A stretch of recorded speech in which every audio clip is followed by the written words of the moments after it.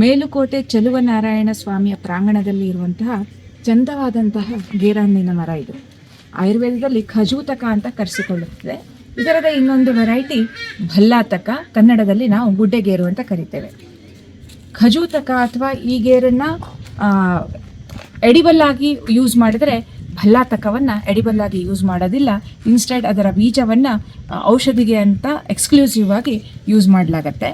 ಖಜೂತಕವನ್ನು ಆಸವಾರಿಷ್ಟ ರೂಪದಲ್ಲಿ ಔಷಧಿಯಲ್ಲಿ ಯೂಸ್ ಮಾಡಿದ್ರೆ ಭಲ್ಲಾತಕವನ್ನು ಭಲ್ಲಾತಕದ ಬೀಜವನ್ನು ತೈಲ ರೂಪದಲ್ಲಿ ಹಾಗೂ ಕಷಾಯ ರೂಪದಲ್ಲಿ ಚರ್ಮದ ಸಮಸ್ಯೆಗಳಿಗೆ ಔಷಧ ರೂಪದಲ್ಲಿ ಕೊಡ್ತೇವೆ. ಖಜೂತಕವನ್ನು ಆಸವಾರಿಷ್ಟದ ರೂಪದಲ್ಲಿ ಬ್ರಾಂಕೈಟಿಸ್ ಅಥವಾ ಬ್ರಾಂಕಿಯಲ್ ಅಸ್ತಮಕ್ಕೂ ಸಹ ಪ್ರಿಸ್ಕ್ರೈಬ್ ಮಾಡಲಾಗತ್ತೆ.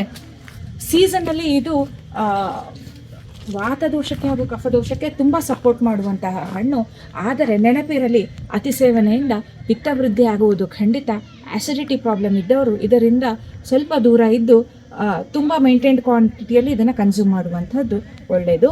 ಅಷ್ಟೇ ಅಲ್ಲದೆ ಹರವಾಗಿ ಹಾಗೂ ಒಂದು ಆ್ಯಂಟಿ ಡಯೇರಿಯಲ್ ಆಗಿ ಅತಿಸಾರ ಹರವಾಗಿ ಕೂಡ ಈ ಗೇರು ಹಣ್ಣನ್ನು ಯೂಸ್ ಮಾಡ್ಕೋಬಹುದು.